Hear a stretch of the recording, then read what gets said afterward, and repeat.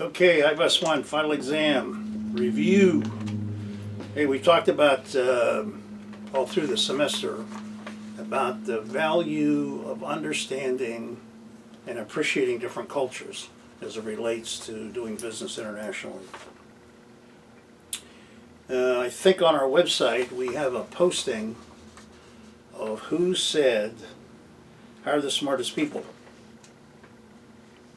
There's also a video on there, I believe, from Paul Krugman that talks about today more wealth is inherited than it earned. And these tax policies that we continue to allow to be passed without consequence to elected officials continues to push the benefits to inheritance versus earnings, and that's a disadvantage of the people that are trying to move forward.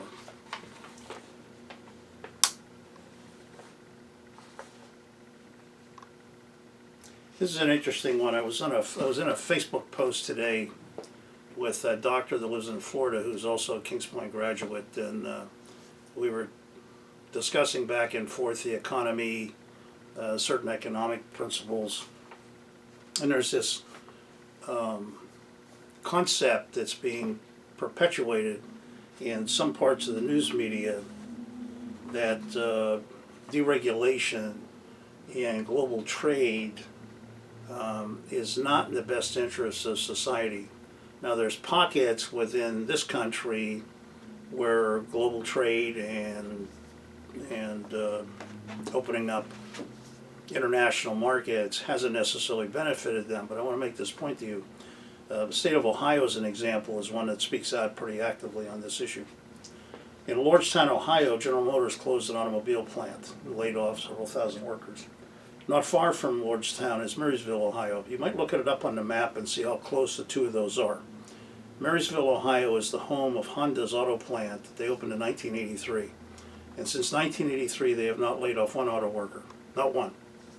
And so the question is, why is it that Honda is successful in Marysville, not far from where Lordstown, and GM was not in Lordstown? It has very little to do with trade policies. The discussion about comparative advantage is certain areas of the world have advantages in, like, natural resources, an example. Lithium, which is really kind of important in the battery technologies today. A lot of that doesn't come from California. It comes from Africa, it comes from Afghanistan, it comes from different places, right? So we really couldn't say that if we had a really small amount of lithium in the United States that we would only buy lithium from the United States. Batteries would cost many, many times more. And so comparative advantage, you want to purchase things and operate where you have a natural advantage. Let's see. The unemployment rate for college graduates is half that of high school graduates. I'll let you figure that one out. Okay, so we talked about this, I believe, on the website as it relates to fiber optic cabling under the water. So years ago, when I lived in Hawaii, several of my classmates from the academy were on a ship called the Long Lines, which was AT&T had a ship that basically laid cable, undersea cable, under the ocean. And that cable used to be a huge metal copper cable about this big. Probably 20, 30 years later, or 20 years ago, they started replacing those cables with cables that had fiber optic in it. And of course, fiber optics carry a lot more data in a much smaller physical thread. Consequently, the dramatic cost and a drop of telecommunications, which is what led to the explosion of the internet. Okay. Number 9, you just might want to review a map. And number 10 is easy enough to research. That has to do with what the number one export was in 2015, the number one import in 2015. Here's an interesting one. So the reason we have this question in here is the presumption is that, as an example, if I were to ask you the question, what's the most popular sport in Mexico, based on what I've been conditioned to believe, but versus what I actually know to believe are different. Same thing with food. So number 12 has to do with what's the most popular food in Japan. And there's a whole bunch, these are all food questions, the next 3 or 4 down, which are easy enough to research.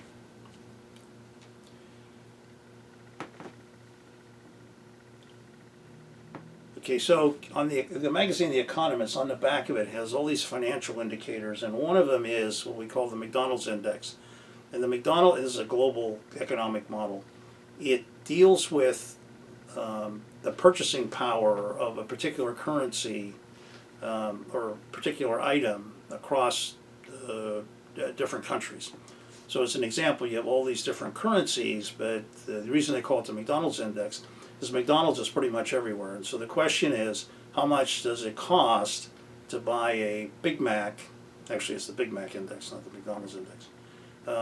What does it cost to buy a Big Mac in Peru versus Barcelona versus Long Beach, right? And when you make the currency adjustment, so if you had US dollars, and let's say a Big Mac costs $3 here, and then you went to Peru and you exchanged the currency, and once you subtract that, the transaction fee, if it cost you $3.25 in Peru and $2.85 in Spain, that kind of tells you where the purchasing power is.